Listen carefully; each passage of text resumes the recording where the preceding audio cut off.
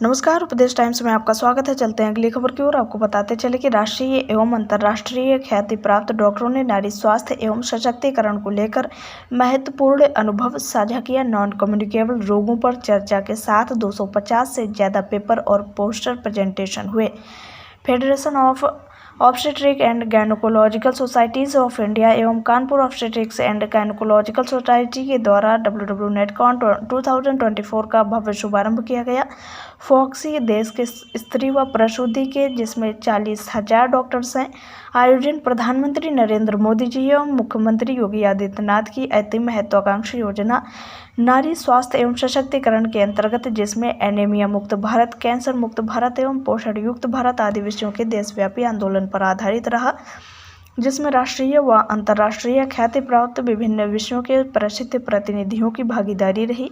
यह सौभाग्य की बात है कि राष्ट्रीय संस्था ने उत्तर प्रदेश के कानपुर नगर को 2 दिवसीय राष्ट्रीय महाधिवेशन के लिए चुना।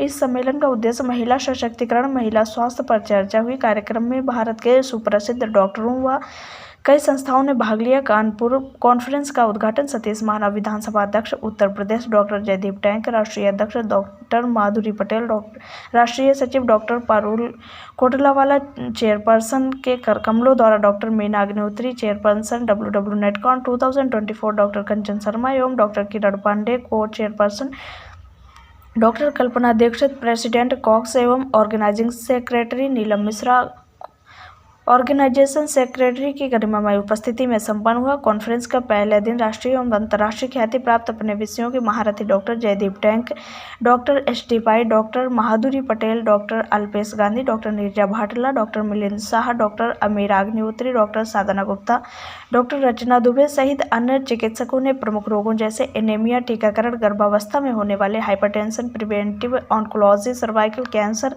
किशोरियों में होने वाली पीसीओएस की समस्या, थायराइड, मोटापा, हर रोग से बचाव पर विशेषज्ञ डॉक्टरों ने अपने विचार साझा किए। पहले दिन के अंत में सांस्कृतिक कार्यक्रम का शुभारंभ सांसद रमेश अवस्थी, अकबरपुर सांसद देवेंद्र सिंह भोले, विनय पाठक, कुलपति CSJM कानपुर ने किया। कई प्रदेशों से आए डॉक्टर्स ने रैंप वॉक भी किया। कार्यक्रम के अंतिम दिन आज एनीमिया, कैंसर मुक्त भारत पर विशेष चर्चा हुई। देखिए रिपोर्ट। मैम, अपना परिचय दीजिए। ये 2 दिवसीय जो कार्यक्रम था, ये खास चर्चा किन विषयों पर हुई, इस पर प्रकाश डालें। मैं डॉक्टर संगीता राय हूँ। मैं वाराणसी BHU में head of department obs and gynae में हूँ। ये जो कॉन्फ्रेंस है बेसिकली नॉन कम्युनिकेबल डिजीजेज को कवर कर रहा है। जैसा कि हम जानते हैं कि आजकल हमारी लॉन्गिविटी, लाइफ स्पैन इंक्रीज तो कर गई है, बट जो मृत्यु दर जो बढ़ रहा है वो नॉन कम्युनिकेबल डिजीज़ के कारण बढ़ रहा है। नॉन कम्युनिकेबल डिजीज़ में सबसे इम्पॉर्टेंट है obesity, cardiac problems, the diseases of gynaecology, that is endometriosis, the fibroid, and all the problems that occur in menopause, that is bone health, the stroke, everything. So we need to understand that why it is increasing day by day. So the most important is that we have to change our lifestyle. Basically we all are in so much of stress. All are Hindi बोल।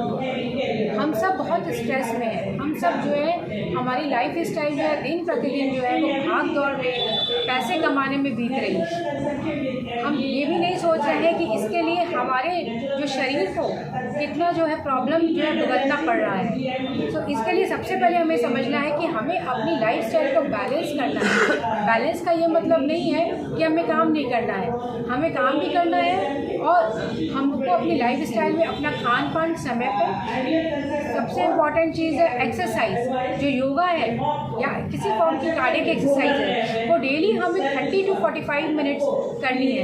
Specially 30 साल के as के बाद ये और भी बहुत ज़रूरी है महिलाओं में, क्योंकि उनका wear and tear her organs में जो परिवर्तन होते हैं वो बहुत जल्दी मात्रा में होने लगते हैं। तो ऐसे सिचुएशन में हम लोग को 30 साल से ऊपर की महिलाओं को योगा, एक्सरसाइज और अपनी लाइफ स्टाइल, और ये जो सब लोग की जो स्टाइल हो गई है अल्कोहल, स्मोकिंग, ये सब जो है ये सब बंद करें, ये सब कम करें। इसके कारण ही हम लोग अपनी लाइफ स्टाइल इलास्टिसिटी होती है वो कम हो जाती है। और ऐसे में क्या होता है, डिलीवरी के दौरान उनके पास पेन सहन करने की क्षमता नहीं होती। और बच्चा जो है डिसेंट नहीं करता क्योंकि जो पेल्विक जो बोन्स है वो रिजिड रहते हैं। सो ऐसे में बहुत सारी दिक्कतें आती हैं और आजकल मेडिको लीगल इश्यूज बहुत बढ़ गए हैं क्योंकि यदि आप बच्चा यदि सही पैदा नहीं करो तो फिर कहते हैं कि मैडम आपने सर्जरी क्यों नहीं कर दी। तो ऐसे केसेस में हम लोग को बहुत बैलेंस्ड वे में करना पड़ता है, लेकिन हम लोग टर्शियरी केयर सेंटर में हम लोग हमेशा नॉर्मल डिलीवरी और उसके फ़ायदे को बताते हैं महिलाओं को, और बहुत सारी महिलाएं जो है कोशिश करती हैं, और यदि प्रसव सामान्य रूप से आगे जाता है तो नॉर्मल डिलीवरी होती है। लेकिन बहुत बार क्या होता है कि महिलाएं जैसे ही प्रसव का शुरू होता है पेट, वो दर्द नहीं सहन करना चाहती और वो कहती है कि डॉक्टर साहब मेरा तुरंत ऑपरेशन कर दीजिए।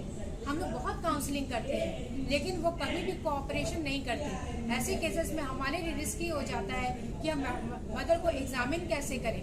तो उस केस में जब पेशेंट का और उनके जो साथ में जो लोग रहते हैं वो लोग भी प्रेशर करते हैं कि नहीं मैडम हमारी महिला नहीं सह पाएगी और हम ये अब रिस्क नहीं लेंगे, वैसे केसेस में ऑपरेशन करना पड़ता है। सो ऑपरेशन की दो वजह हैं, एक तो महिला पेन बियर नहीं करना चाहती, दूसरा जो भी महिलाएं जो है 30 साल से ऊपर की प्रेगनेंसी होती है सब में हाई रिस्क होती है। किसी में डायबिटीज़ होता है, किसी में हाइपरटेंशन होता है, किसी में ऑक्सीडेटिव कोलेस्टेसिस होती है। इन सब हाई रिस्क की वजह से बहुत बार बच्चे की ग्रोथ सही नहीं होती है और ऐसे केसेस में फिर हमें ऑपरेशन करना पड़ता है। डॉक्टर एक आखिरी सवाल, लोगों महिलाओं में अधिकतर एनीमिया पाया जाता है, एनीमिया की क्या वजह है? देखिए, जो महिलाओं में एनीमिया पाया जाता है उसके बहुत सारी वजह है। सबसे पहले तो खान पान में जो है आयरन रिच जो फूड होते हैं जैसे साग सब्जियाँ, हरे पत्तेदार सब्जियाँ, वेजिटेबल्स, फ्रूट्स, ये सब की कमी होना। जो आजकल के बर्तन जो हम लोग यूज़ करें वो नॉन स्टिक यूज़ करें। पहले के जो बर्तन होते थे वो आयरन के बर्तन होते थे।